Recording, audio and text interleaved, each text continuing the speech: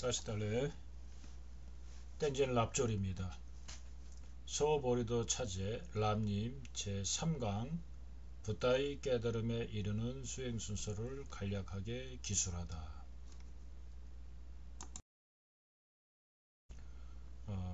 강의에 앞서 기와 보리심 일으키기 기도를 올리고 시작하도록 하겠습니다.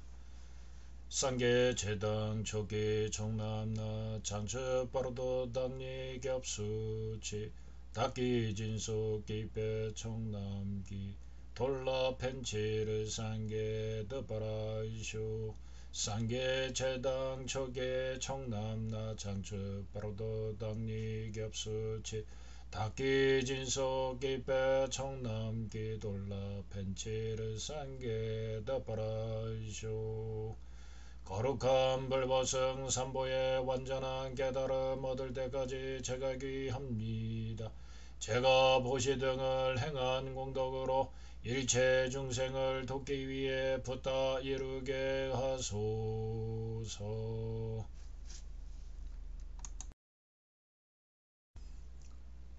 저번 시간에 이어서 진행하도록 하겠습니다. 윤회의 세계를 싫어해 벗어나려는 마음에 의해 생사윤회에 묶이는 원인을 아는 것이 중요하네. 성스러운 스승님들께서 수행을 그와 같이 행하셨으니 해탈을 구하는 나 또한 그와 같이 행해야 하리라. 여기 윤회의 세계를 싫어해 벗어나려는 마음, 출리심이라고 합니다. 또는 염리심. 윤회 세계에서 계속 떠돌듯이 윤회하는 그 자체를 혐오하는 마음을 출리심이라고 합니다. 그래서 쫑카파 대사님의 삼종요도 세 가지 중요한 도의 길에서 첫 번째를 출리심을 일으켜야 한다고 말씀하셨습니다. 출리심은 단순하게 세상살이가 싫어서 출가하는 그 얘기가 아니라 윤회하는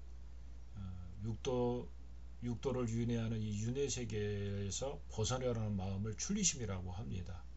그래서 출리심은 자각도로 사유하고 또 듣고 공부해서 강한 출리심이 일어나도록 노력해요. 출리심이 일어나지 않는다면은 다음 단계인 귀와 보리심이라든가 이러한 부분들이 일어나기가 결코 쉽지 않습니다.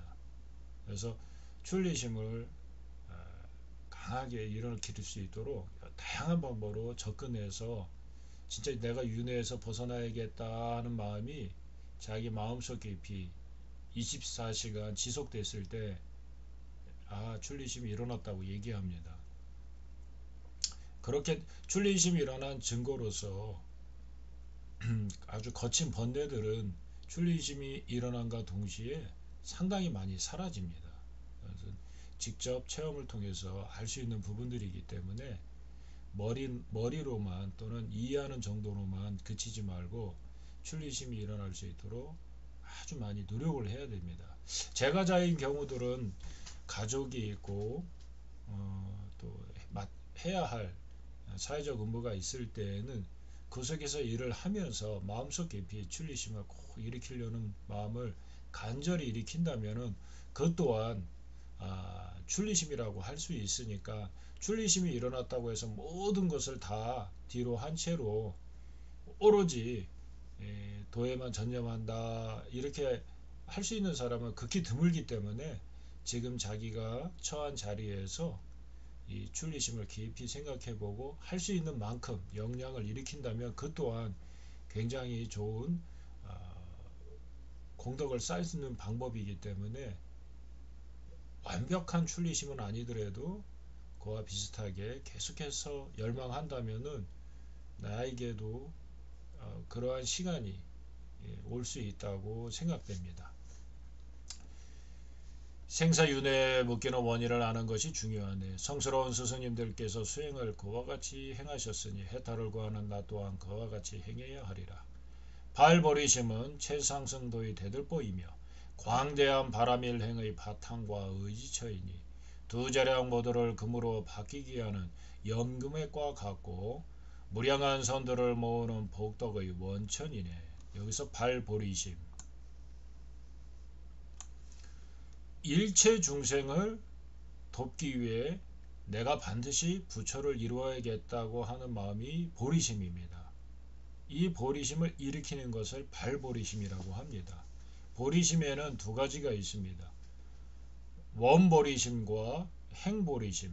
원보리심은 나에게도 보리심이 일어났으면 하는 마음이고, 행보리심은 원보리심을 바탕으로 내가 직접 해야겠다, 직접 행동으로 해야겠다고 하는 것을 행보리심이라고 합니다. 여기서는 이 두 가지를 통칭해서 그냥 발보리심, 예, 최상승도의 대들보라고 했습니다. 최상승도의 대들보. 광대한 바라밀행. 바라밀행은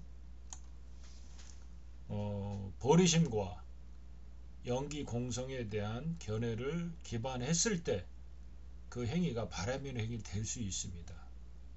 바라밀행이 이루어지기가 결코 쉽지 않죠. 예, 보살일 때만 바라밀행이 아마 일어난다는 얘기입니다. 그러나 우리는 보살은 아니지만 그와 같은 마음으로 내가 처한 자리에서 그렇게 보리심과 공성을 완벽하게 체득하진 않았지만 그런 마음으로 이 공부를 해나고 또는 수행을 한다면은 충분한 그만한 덕행과 공덕이 쌓인다고 생각됩니다. 여기서 두 자량이라는 것은 복덕 자량과 지덕 자량을 얘기합니다.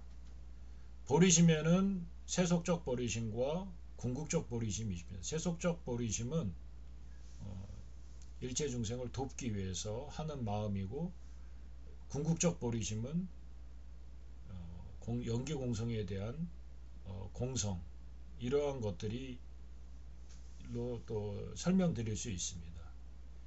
이 두 자량 모두를 금으로 바뀌게 하는 연금의 값과 같고 무량한 선들을 모으는 복덕의 원천이네. 무량한 헤아릴 수 없는 선들. 예를 들어 한 수행자가 보리심을 기반으로 3배를 올렸습니다. 근데 그냥 올리는 것이 아니라 일체 중생을 대신해서 자기 몸을 일체 중생의 숫자만큼 변화시켜서, 그리고 삼륜청정, 절을 하느니 절을 받느니 절하는 행위가 모두 공함을 인식한 상태에서 3배로 올렸다면은 그러한 경우 무량한 선이라고 할 수 있습니다. 우리는 이러한 방식을 계속해서 흉내낸다면은 점점점 그와 같이 변해갈 거라고 생각됩니다. 이와 같이 알고서 승리자의 아들 영웅들은 보배로운 최상의 보리심 수지함을 핵심으로 삼네. 성스러운 스승님들께서 수행을 그와 같이 행하셨으니 해탈을 구하는 나 또한 그와 같이 행해야 하리라. 승리자의 아들, 보살을 얘기합니다. 보시바라미는 중생의 원을 들어주는 여의주이며 인색함의 밧줄을 끊는 최상의 무기이네. 두려움이 없는 용기를 일으키는 보살의 행이며 시방의 명성을 떨치게 하는 바탕이네. 여기 보면 여의수가 나옵니다. 여의주죠. 소원을 들어주는 구슬. 여의수는 소원을 들어주는 나무. 여의우도 있습니다. 소원을 들어주는 소.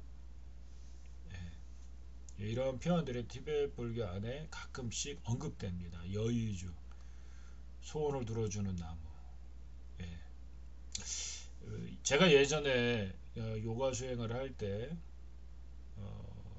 여의수, 소원을 들어주는 나무에 대한 일화를 듣고 깊은 감명을 받은 적이 있습니다. 그래서 근데 티베트 불교의 입문에서 공부하다 보니까 그 또 여의수가 또 언급이 되더라고요. 근데 뉘앙스가 약간 좀 다릅니다. 그래서 제가 요가를 할 때 익혔던 소원을 들어주는 나무와 지금 티베트 불교 안에서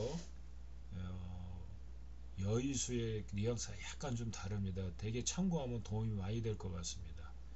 이건 지금 얘기하는 예는 예전에 요가 쿤달리니 탄트라 안에 그 수록되었던 예시인데요. 예전에 인도의 어떠한 수행자가 소원을 들어주는 나무가 있음을 굳게 믿고 일생을 바쳐서라도 그 나무를 찾는다면 자기의 모든 소원을 들어줄 수 있다는 확신을 얻고 자기 삶을 소원을 들어주는 나무를 찾는 데 바치기로 했습니다. 그래서 여행 경비를 준비를 마치고 소원을 들어준 나무를 찾기 위해서 이제 길을 떠나서, 그럼 뭐 쉽게 찾을 수 있는 대상이 아니기 때문에 늘 허탕치기 일수였고, 한 번은 깊은 정글에서 밤이 어두워질 때 오늘은 어디에서 쉬나 하는 차에 아주 좀 멋진 나무가 있어서 그 밑에서 오늘 하루를 묵기로 하고 나무 밑에서 앉고, 그러다 보니까 허기가 밀려와서 맛있는 음식을 떠올리는 순간 자기 앞에 실제로 아주 맛있는 음식들이 차려져 있었습니다. 그래서 그 음식을 맛을 보았을 때 너무 맛있었고, 실제로 그대로 먹으면 그대로 포만감을 주는 음식들이었기 때문에 충분히 먹었고, 먹고 나서 감미로운 차를 후식으로 떠올리는 순간 좀 전에 있었던 음식은 온데간데 없고 아주 멋있는 차 속에 향기로운 차가 있어서 그 또한 마시고, 이 모든 과정이 꿈과 같이 이루어졌습니다. 그래서 차도 마신 그 수행자는 피로감에 안락한 침대를 생각하는 순간 이미 자기 자신이 침대에 있었고, 침대에 눕는 순간 그동안의 피로로 뭉쳤던 근육, 이러한 부분들이 아름다운 선녀가 내려와서 마사지를 해주면 좋겠구나 하는 생각을 하는 순간 정말 선녀들이 내려와서 마사지를 해줍니다. 잘 먹고 좋은 곳에서 마사지를 받는 순간 자기도 모르게 깊은 잠을 잤습니다. 자다가 한참 자다가 깨었는데, 깨고 보니까 지륵하지 어두운 컴컴한 정글이었고, 그 정글 속에서 혼자 깊은 잠을 깨고 일어나는 순간 이렇게 넋놓고 자다가는 호랑이한테 먹힐 수 있겠다 하는 순간 호랑이가 와서 잡아먹었습니다. 이게 소원을 들어주는 나무 이야기입니다.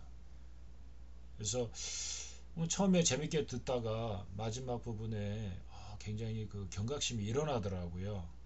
우리가 수행하다 보면 크고 작은 신통들을 얻기도 하고 또 그것을 바라기도 합니다. 그래서 그러한 능력들이 생겼을 때 우리 업식, 번뇌나 습들이 정화되지 않은 상태에서 그러한 신통들이 생겼을 때 자기 자신을 집어삼키는 또 하나의 원인이 될 수 있다는 것을 명심해야 한다는 아마 이야기였던 것 같습니다. 제가 요가를 하면서 들었던 이런 거는 수행자한테 꼭 반드시 기억해야 될 부분이다 생각했는데, 버리시면 여의수더라고요. 여의수. 한없이 들어주는 나무.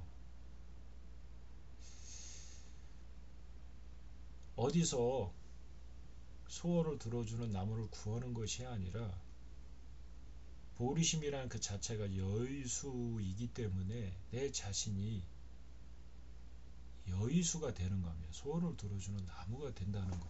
이런 면에서 좀 굉장히 좀 차이가 있고 수승하다는 생각이 들더라고요.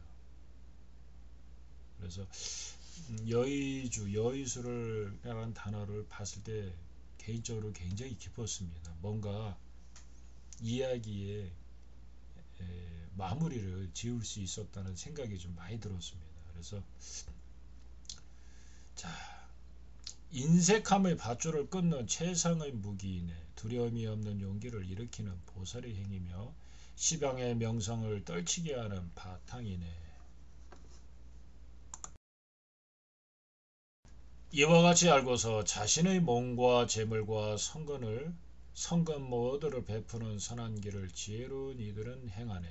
성스러운 스승님들께서 수행을 그와 같이 행하셨으니 해탈을 구하는 나 또한 그와 같이 행해야 하리라.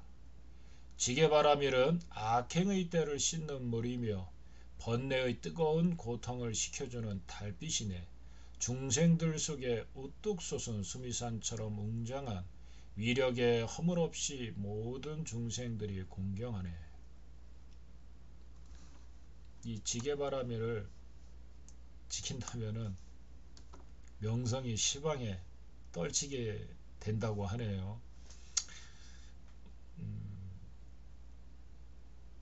출가한 사람들이 성욕에 대해서 포기를 가지면 남는 것은 뭐 명예욕 뭐 이런 부분이 있다고 합니다. 근데 여기 지게바라밀을 잘 지키게 되면 그 명예욕을 완전히 채워줄 수 있을 것 같습니다. 자, 다음. 이와 같이 알고서 청정하게 수지한 계율을 지혜로운 이들이 자신의 눈동자처럼 보호하네. 성스러운 스승님들께서 수행을 그와 같이 행하셨으니 해탈을 구하는 나 또한 그와 같이 행해야 하리라. 지금 지게바라밀 이야기인데요. 개는 출가자 개도 있고 제가자의 개도 있고 그 다음 삼이, 삼인이, 비구, 비구니 이러한 개들이 있습니다.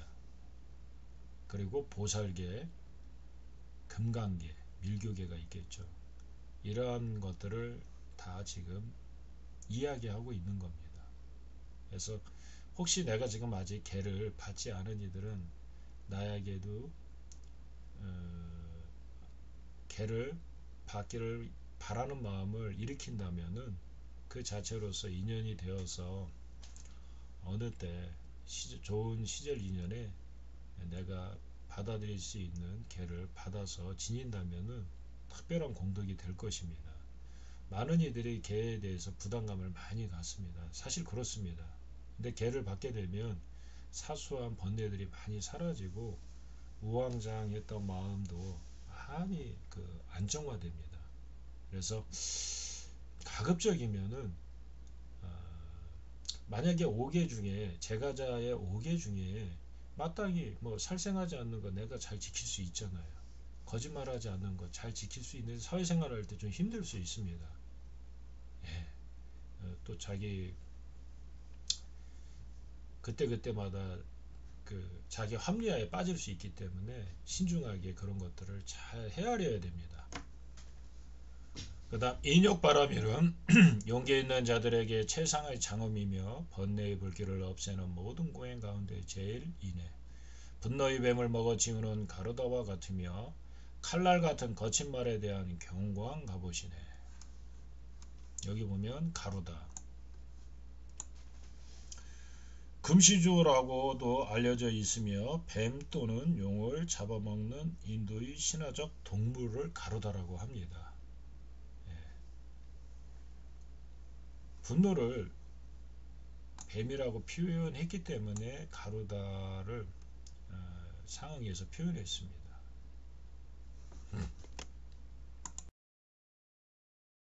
이와 같이 알고서 수승한 인욕의 갑옷에 다양한 방법으로 익숙해져야 하네. 성스러운 스승님들께서 수행을 그와 같이 행하셨으니 해탈을 구하는 나 또한 그와 같이 행해야 하리라. 불태전의 견고한 정진바라밀의 옷을 입으면 격법과 증법의 공덕이 상현달처럼 원만해지고 모든 행동에 의미 있게 될 것이며 시작한 모든 행위들은 끝내는 뜻대로 성취되네. 교법, 가르침입니다. 가르침. 그 다음 증법, 그 가르침을 바탕으로 직접적 수행을 하는 것을 증법이라고 합니다. 이 두 가지를 교법을 익힌 다음에 증법으로 하는 것이 마땅합니다. 근데 교법을 완벽하게 내가 다 익힌 다음에 그 다음 증법을 하겠다, 그 다음 시간을 두고서 증법을 하겠다 하기에는, 그러기에는 가르침의 범위도 굉장히 많고 깊기 때문에 그 교법의 끝을 내기가 결코 쉽지가 않습니다. 우리 인생은 매우 짧고 언제 어떻게 나의 생사가 갈릴지 모르기 때문에 우리가 오늘 배운 바가 있으면 바로 그것이 즉시 그 자리에서 실천, 생활화될 수 있도록 노력해야 됩니다. 그러면 바로 교법과 증법을 같이 닦는 방식이기 때문에 오늘 배운 바가 있다면 먼 훗날 내가 그것을 실천하겠다가 아니라 오늘 배운 바가 있으면 배운 그 이후로 바로 그것을 나의 삶에 적용시켜야 됩니다. 쉽지는 않지만 그렇게 하는 게 가장 마땅합니다. 그렇게 되면은 우리가 너무 배움이 앞서지도 않고 증법이 너무 뒤따라가는 것도 아니기 때문에 우리가 암만큼 실천한다면은 오히려 교법을 이해하는 데 더 깊어질 수 있습니다. 또 증법만을, 교법은 충분히 익히지 않고 많이 듣지 않고 몇 가지 수행법으로만 증법을 중심으로 삼아서 하는 이들도 많은데, 그러다 보면 또 마땅히 가야 할 방향을 약간 빗나가서 수고스럽게 헛수고하는 경우도 굉장히 많이 있습니다. 그래서 이 교법과 증법은 동시에 같이 닦아나가는 게 굉장히 원만하게 갈 수 있습니다. 이와 같이 알고서 모든 게으름을 없애는 위대한 정진바라미를 보살들이 실천하네. 성스러운 스승님들께서 수행을 그와 같이 행하셨으니 해탈을 구하는 나 또한 그와 같이 행해야 하리라. 선정바라밀은 마음을 다스리는 전륜왕과 같으며 마음을 집중하면 흔들리지 않는 수미상과 같네. 마음을 집중해서 풀면 선의 모든 대상으로 들어가 몸과 마음에 큰 변화, 안락이 생겨나네. 여기 보면 마음을 집중해서 풀면 선의 모든 세상으로 들어가. 이런 표현이 있단 말인가? 어떻게 이것을 실천하지? 처음에 이렇게 표현하는 수행자가 있단 말인가? 마음을 집중해서 풀면 선의 모든 대상으로 어떻게 들어가지? 예, 굉장히 궁금했습니다. 이 부분이. 어떻게 선의 모든 대상으로 들어갈까? 선의 모든 대상은 또 무엇인가? 선, 우리가 하는 그런 행위도 있겠고 어떤 대상도, 선의 대상도 있을 수 있습니다. 마치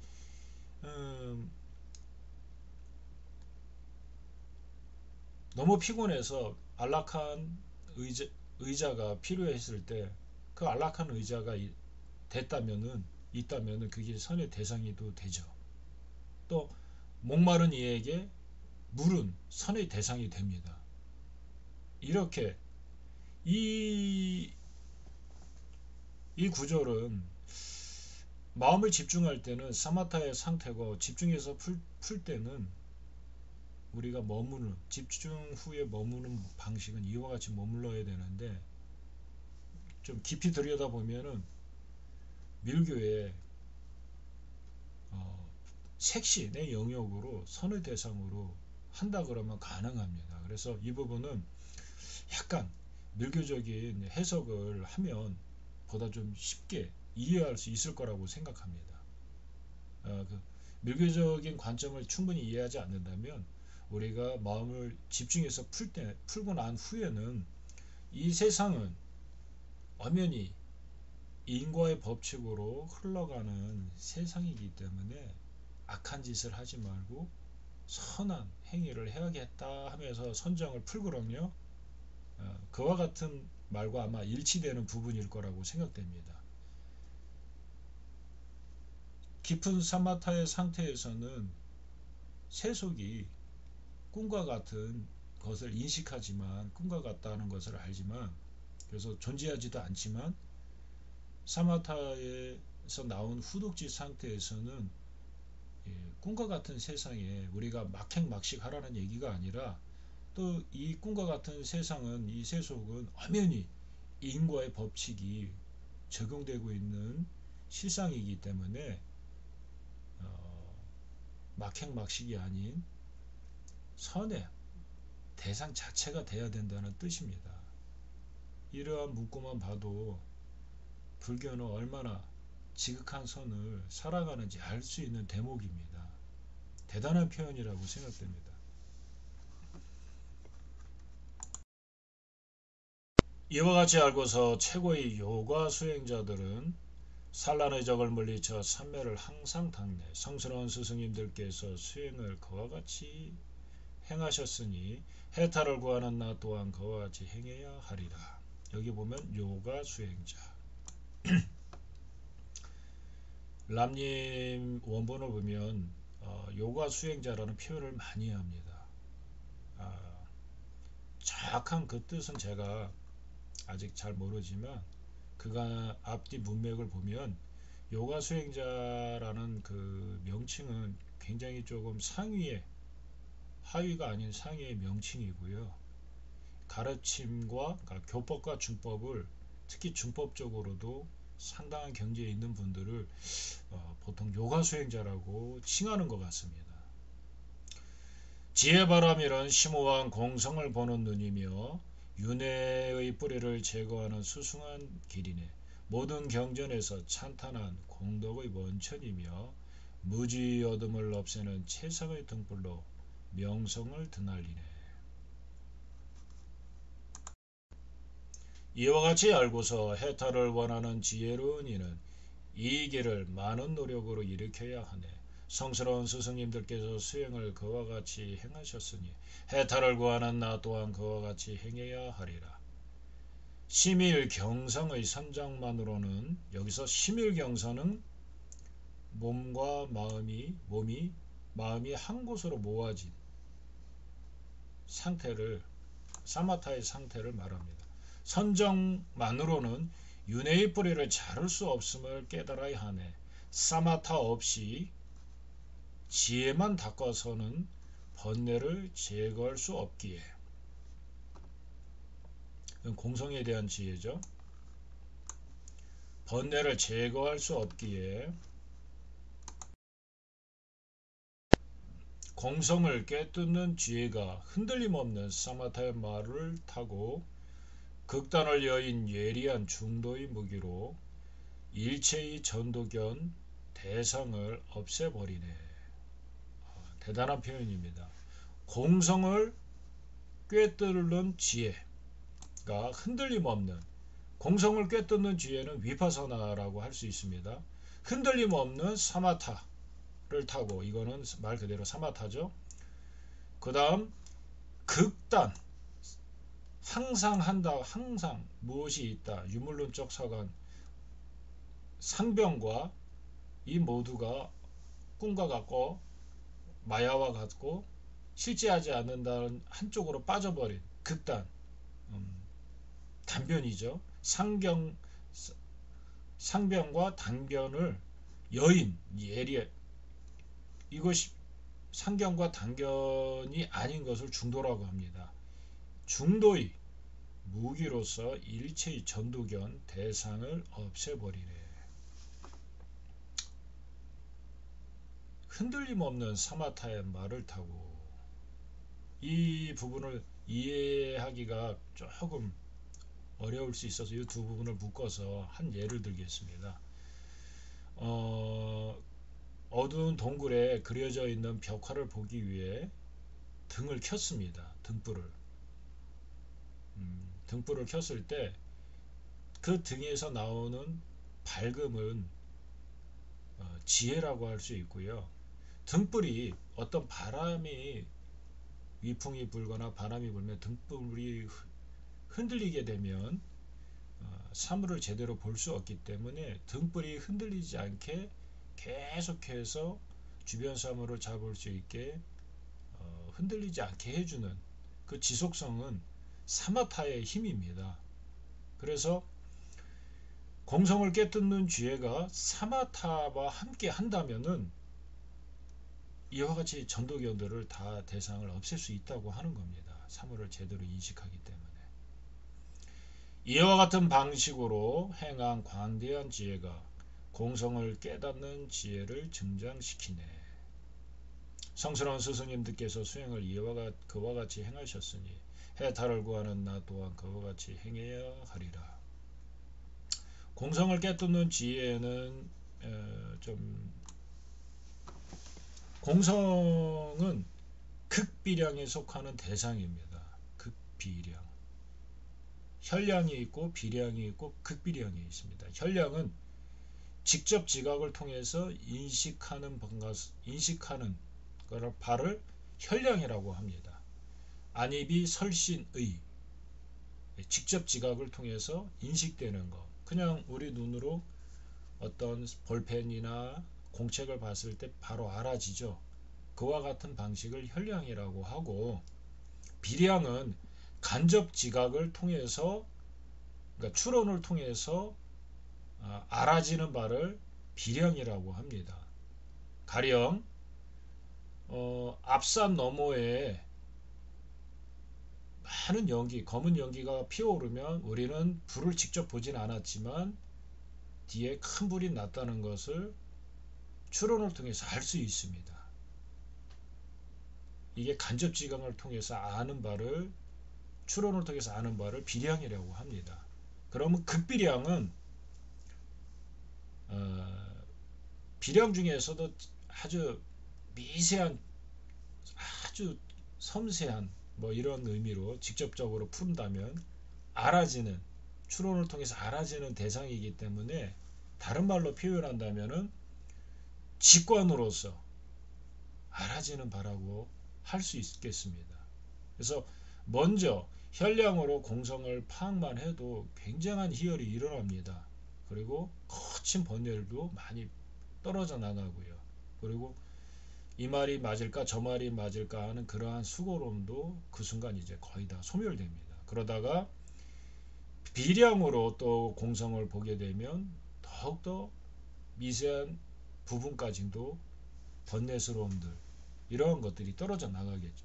극비량으로 보게 되면 그때서는 불변의 신심이라든가 여러 가지 좋은 징표들이 일어납니다.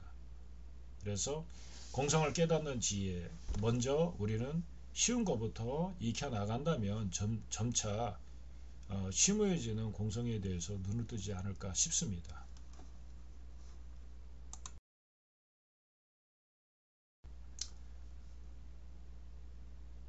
오늘은 여기까지 하도록 하겠습니다. 여러모로 부족한 제 강의에 귀한 시간 내주셔서 감사합니다. 다음 시간에 또 뵙도록 하겠습니다.